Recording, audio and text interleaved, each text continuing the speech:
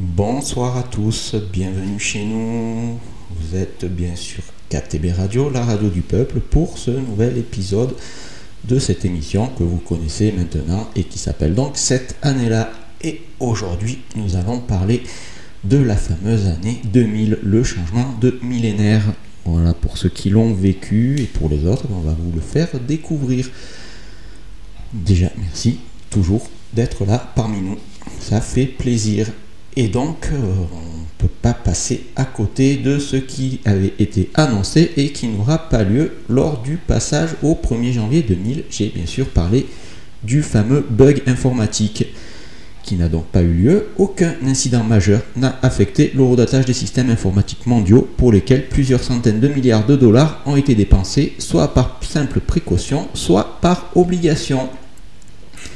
Les premières élections de cette année 2000, c'est les élections présidentielles au Chili, où c'est le socialiste Ricardo Lagos qui est élu président avec 51,31% des voix. Et le 21 janvier, c'est l'inauguration de l'hôpital européen Georges Pompidou dans le 15e arrondissement de Paris. Et côté musique, en ce mois de janvier 2000, il y avait un album qui sortait qui s'appelait Americana. C'était le groupe Offspring, c'est du hard rock et la chanson c'est The Kids Out Alright. Et on l'écoute tout de suite sur KTB Radio, la radio du peuple. Offspring, qu'est-ce que j'ai pu l'user cet album? Je l'ai écouté un nombre incalculable de fois. 2000 en plus, c'était l'année où je passais le bac. Donc voilà, plutôt que de réviser, j'écoutais Offspring. Je pense que je n'étais pas le seul dans ce cas-là. On continue avec le mois de février, élection présidentielle toujours. Vous verrez, il y en a eu quelques-unes en 2000 dans plusieurs pays, notamment en Europe, puisque là, au mois de février, le 6, c'est en Finlande qu'il y a des élections présidentielles et c'est une femme qui est élue. C'est la première présidente de la Finlande, c'est Madame Tarja Halonen, qui restera présidente jusqu'en 2012. Le 7, élection également en Croatie. Et là, c'est Stipe Mesić qui est élu président et lui, il le sera jusqu'en 2010. Le 11 février, c'est le décès du réalisateur, scénariste et acteur Roger Vadim, dont on retiendra le film Et Dieu créa la femme avec Brigitte Bardot. Il avait 72 ans. Et côté variété, en France, il y avait Pascal Obispo qui nous interprétait L'important, c'est d'aimer.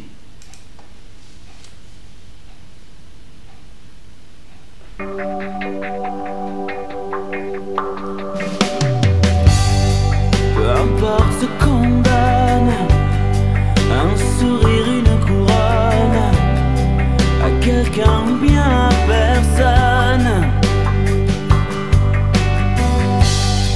Peu importe ce qu'on donne, donner c'est comme recevoir, mais sans s'en apercevoir. Comme quand on pardonne à ce qu'on aime, qu'on goûte à l'opium d'aimer quand même, d'aimer quand même, d'aimer quand même. L'important c'est d'aimer, pour tout donner. L'important c'est d'y croire, sans s'en apercevoir. L'important c'est toujours d'être en amour. L'important c'est donner et ne rien demander. Peu importe ce qu'on laisse à tous ceux qui nous délaissent, qu'on survive ou qu'on disparaisse. Peu importe qui nous blesse, oh, laisser c'est comme tout vouloir, mais sans s'en apercevoir. C'est comme une faiblesse pour ce qu'on aime. C'est presque une promesse d'aimer quand même, d'aimer quand même, d'aimer quand même. L'important c'est d'aimer, pour tout donner. L'important c'est d'y croire, sans s'en apercevoir.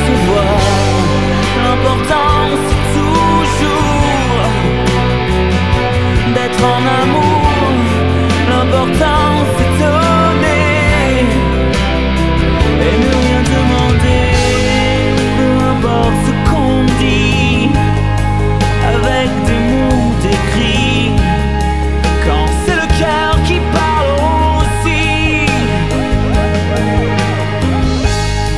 Peu importe ce qu'on vit, oh, il faut toujours le vouloir et bien s'en apercevoir. Comme quand on sourit à ce qu'on aime, qu'on goûte à l'opium d'aimer quand même, d'aimer quand même, d'aimer quand même. L'important c'est d'aimer, pour tout donner. L'important c'est d'y croire, sans s'en apercevoir. L'important c'est toujours d'être en amour. L'important c'est donner et ne rien demander. L'important c'est d'aimer,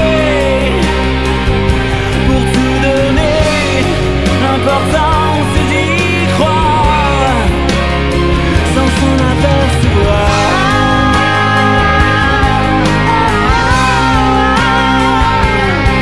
D'aimer quand même, comme je voudrais que l'on m'aime.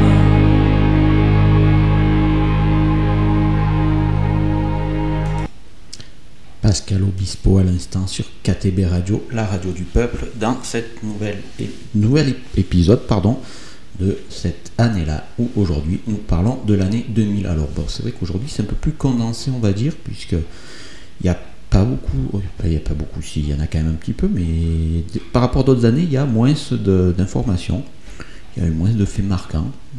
Voilà, c'est pour ça qu'on aura droit à des morceaux de musique un peu plus longs pour arriver à tenir le format. Après, c'est qu'il y a des années où je suis obligé de faire du choix dans les actualités. Là, cette année-là, ça n'a pas été le cas. Donc on continue, voilà, avec le mois de mars. Et vous verrez, au mois de mars, il y a un seul événement, c'est le 26. Et c'est encore des élections. C'est en Russie. Vladimir Poutine, qui était déjà président par intérim, qui est élu président de la Fédération de Russie avec 53% des voix. Et en musique, on va enchaîner avec The Cranberries et la chanson Just My Imagination. Cranberries et la voix magique de Dolores O'Riordan qui nous manque quand même pas mal, il faut bien l'avouer, puisque Cranberries c'était vraiment de la super musique. On continue notre voyage dans l'année 2000 avec le mois d'avril. Et le 6 avril, c'est la mort de l'ancien président de la Tunisie, Habib Bourguiba, qui a été au pouvoir pendant 30 ans, de 1957 à 87. En résidence surveillée depuis le coup d'état médical du général Zine El Abidine Ben Ali le 7 novembre 1987, Habib Bourguiba n'aura droit qu'à des obsèques organisées dans l'intimité.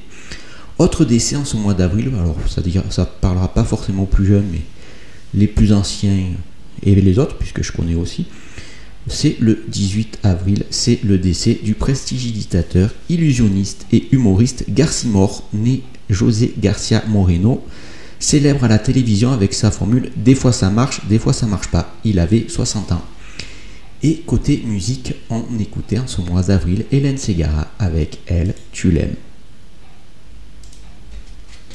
Britney avec « Oops, I Did It Again ». Donc je prends 2 minutes là pour vous dire que l'émission, en plus de passer sur YouTube et sur l'application que vous pouvez trouver gratuitement sur le Play Store, l'application KTB Radio bien évidemment, vous pouvez retrouver nos émissions en podcast sur toutes les plateformes de podcast, alors que ce soit Spotify, Deezer, voilà, toutes.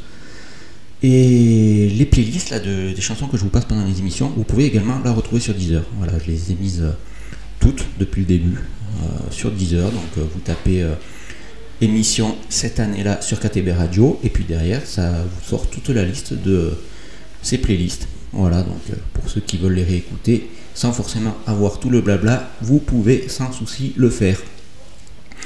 Voilà, alors je vous reparlerai après plus tard de comment nous joindre. On continue notre voyage en 2000 avec, on a déjà fait la moitié de l'année puisqu'on est au mois de juin. Et le 6 juin, c'est la mort du romancier Frédéric Dard, qui est auteur de la célèbre série des Saint Antonio. Il avait 79 ans. Le 10 juin, à la mort du président syrien Hafez el-Assad, c'est son fils Bachar qui se présente pour sa succession. Mois de juin à Roland-Garros, avec cette année-là un cocorico, puisque du côté des femmes, c'est la Française Marie Pierce qui gagne le tournoi face à l'Espagnole Conchita Martinez. Et chez les hommes, c'est le Brésilien Gustavo Kuerten qui remporte le tournoi contre le Suédois Magnus Norman. Le 15 juin, c'est le décès de l'écrivain et aviateur Jules Roy, soutien du maréchal Pétain pendant la Seconde Guerre mondiale, avant de devenir un combattant actif pour la France libre, auteur de plusieurs biographies comme Qui ne meurt, l'ange de la mort, il avait 93 ans. Drame déjà à l'époque des clandestins et des migrants, c'était le 19 juin, c'est le corps de 58 clandestins chinois qui sont morts asphyxiés, qui sont découverts dans un camion à Douvres au Royaume-Uni. Catastrophe encore, le 29 juin, c'est le ferry Cahaya Bahari surchargé qui fait naufrage en Indonésie au large de l'archipel des Moluques. Le bilan est de 470 victimes. Et enfin, fin juin, le 29 toujours, c'est la mort du comédien et acteur italien Vittorio Gassman. Il partage l'affiche avec Sophia Loren en 1967 dans le film Fantôme à l'italienne. Il avait 78 ans. Et côté musique, on enchaîne avec Jackie et Benji du groupe Les Nègres Marrons avec la chanson Le Bilan. Allez, c'est parti. Il y a des chansons. Retrouvez-nous tous les mardis à 14h dans l'émission Parlons Musique. Un moment ensemble où nous découvrirons des artistes locaux. Ce mardi 28 novembre, nous recevons plusieurs artistes de la même famille, la Mourard Family, qui va vous donner envie d'en faire partie. Parlons musique, c'est sur KTB Radio. Que l'on connaît par cœur, qui font que ce qu'on nous impose. Les Nègres Marrons avec Le Bilan. En fait, c'est ça que j'aime bien dans cette émission, c'est qu'il y en a pour tous les styles musicaux. On fait cohabiter les Nègres Marrons avec Hélène Ségara, avec tout à l'heure Offspring. Vous verrez après, il y aura encore d'autres trucs pas mal. Voilà, on a vraiment de tout, il y en a pour tous les goûts. Et moi, c'est ça que j'aime, c'est vous faire partager un peu mes coups de cœur de cette année-là, comme on dit. Allez, on continue avec le mois de juillet et encore des élections présidentielle. Cette fois-ci, c'est au Mexique. C'est Vicente Fox qui est élu président et qui le restera jusqu'en 2006. Le 2 juillet toujours, c'est la France qui remporte la finale du championnat d'Europe de football contre l'Italie par 2-1 après prolongation grâce à un but en or de David Trezeguet. La compétition était organisée en Belgique et aux Pays-Bas. Le 10 juillet, on en avait parlé tout à l'heure, Bachar el-Assad qui est élu président de la République arabe syrienne. Il succède à son père, Hafez el-Assad, qui était mort un mois avant, le 10 juin. C'est le même jour la création de la Société aéronautique européenne EADS, constructeur des avions Airbus. On continue avec un événement le 21 juillet, c'est le G8 organisé par le Japon. Le groupe des 8 propose un nouveau partenariat avec les pays les plus pauvres. Et en fait, chaque fois que je prépare ces émissions et que je vois que ça parle de G8, de G7, de G20, c'est toujours les mêmes thématiques qui reviennent. Et par contre, derrière nous, on attend toujours des actes. Voilà, petit moment coup de gueule de l'émission. Vous savez que dans chaque émission, il y en a au moins un. Le 22 juillet, c'est le décès du cinéaste Claude Sauté qui réalisa entre autres le film Les choses de la vie avec Michel Piccoli et Romy Schneider. Il avait 76 ans. Mois de juillet, tradition oblige, Tour de France. Cette année-là, c'est l'Américain Lance Armstrong qui remporte son deuxième Tour de France consécutif avec 6 minutes d'avance sur l'Allemand Jan Ullrich et 10 minutes sur l'Espagnol Joseba Bellocchi. Pour cette 87e édition du Tour, qui est marquée par le dopage, le PO est détecté pour la première fois. Et puis là, quand on voit la liste des 3 premiers, les 3 premiers finalement dopés aussi, donc Armstrong et tous les autres. Le 25 juillet 2000 toujours, c'est l'avion supersonique le Concorde qui s'écrase après son décollage de l'aéroport de Roissy-Charles de Gaulle, faisant au total 114 morts.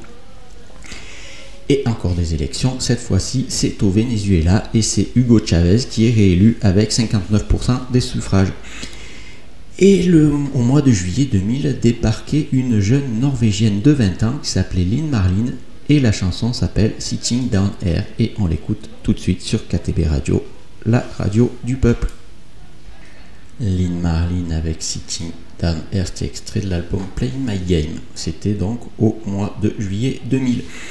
Nous continuons avec le mois d'août et le 12, le sous-marin nucléaire russe Kursk qui sombre au large de la mer des Barents, qui fait 118 morts. Le nouveau président Vladimir Poutine refuse dans un premier temps l'aide des Occidentaux pour sauver l'équipage afin de préserver les secrets militaires de la Russie, ce qui explique qu'il n'y ait pas eu de survivants. Le 26 août, c'est le décès de l'actrice Odette Joyeux, premier rôle en 1942 dans le film Le mariage de chiffon de Claude Autant-Lara. Elle avait 86 ans. Et côté musical, on avait Alizé qui débarquait en France avec cette chanson Moi Lolita. On l'écoute tout de suite sur KTB Radio, la radio du peuple.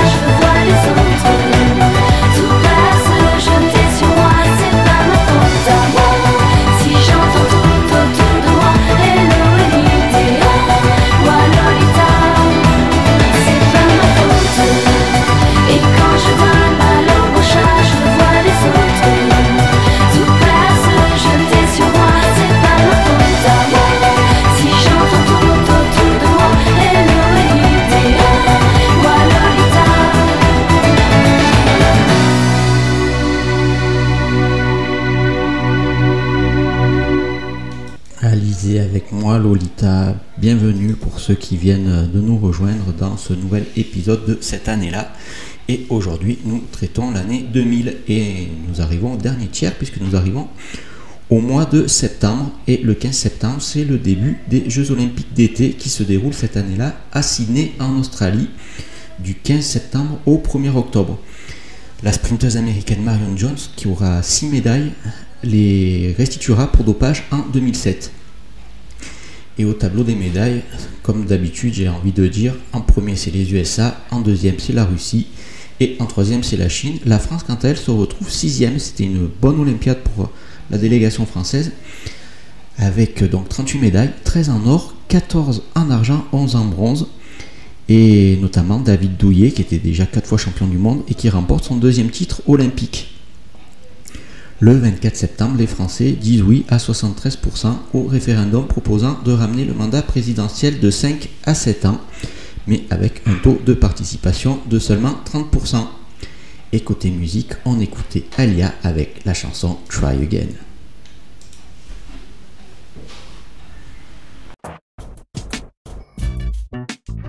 Retrouvez-nous sur l'application KTB Radio sur Play Store pour toujours être plus proche de vous et nous écouter partout et tout le temps. Try Again, Alia sur KTB Radio dans cette émission cette année-là. Et aujourd'hui, nous avons parlé de l'année 2000. Enfin, nous parlons de l'année 2000, même si l'émission approche doucement mais sûrement de sa fin puisque nous en sommes au mois d'octobre. Le 5 octobre, c'est le président yougoslave Slobodan Milošević qui quitte le pouvoir sous la pression des manifestants.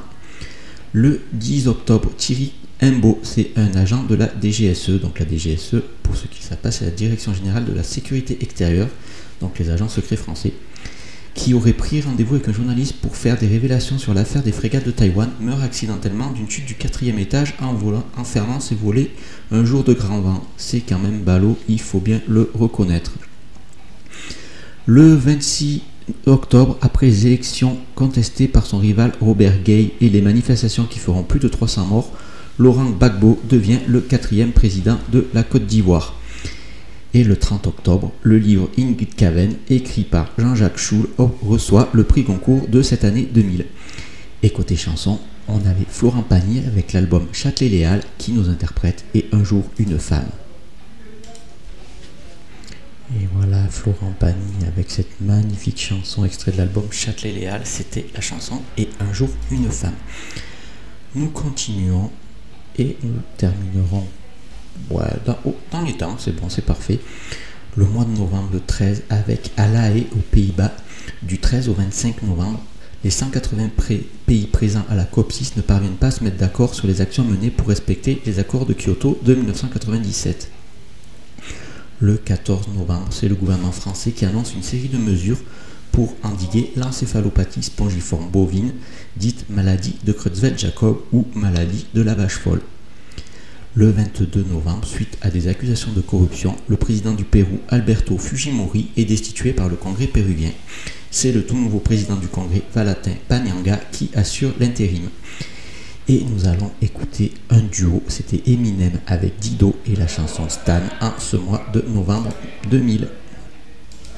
Le duo Eminem et Dido avec Stan. Eminem qui est quand même, il faut le rappeler, l'un des plus grands vendeurs d'albums de tous les temps, et ça on ne peut pas le lui enlever.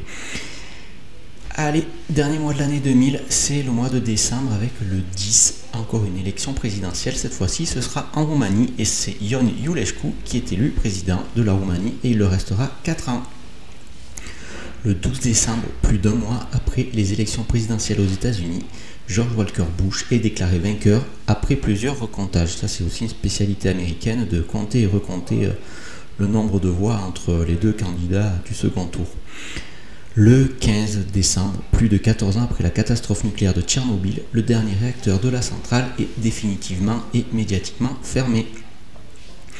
Le 17 décembre, c'est le décès de l'acteur Gérard Blain, réalisateur des films Un enfant dans la foule et Jusqu'au bout de la nuit. Il avait 70 ans. Le 18 décembre, c'est la signature de la Charte des droits fondamentaux de l'Union européenne. Et on finit cette année 2000 avec un décès, celui de Jacques Laurent, journaliste, écrivain, membre de l'Académie française, philanthrope royaliste puis anarchiste et aussi prix Goncourt. Il avait 81 ans et je vous laisse en compagnie de De Palmas pour clôturer ce nouvel épisode de cette émission cette année-là sur KTB Radio, la radio du peuple. Émission que vous pouvez retrouver donc sur le YouTube, sur Deezer, sur Spotify, toutes les plateformes de téléchargement, sur l'application aussi KTB Radio que vous trouvez sur le Play Store et qui est entièrement gratuite. Je vous conseille de la télécharger, vous pouvez nous laisser des petites dédicaces. Et si vous voulez nous joindre ou participer à l'émission, vous pouvez me contacter sur l'adresse mail, c'est-à-dire bruno@ktbradio@gmail.com, et vous me conseillez une année, ou vous dites ce que vous avez envie de me dire. Par exemple, si je me suis planté sur une émission ou j'ai oublié tel ou tel événement, vous n'hésitez pas à me contacter et je vous répondrai rapidement, ça fera toujours plaisir. Allez, je vous laisse avec De Palmas, passez une bonne soirée, un bon week-end, on se retrouve la semaine prochaine. N'oubliez pas d'aimer et de faire ce que vous aimez faire. Allez, à plus, ciao ciao.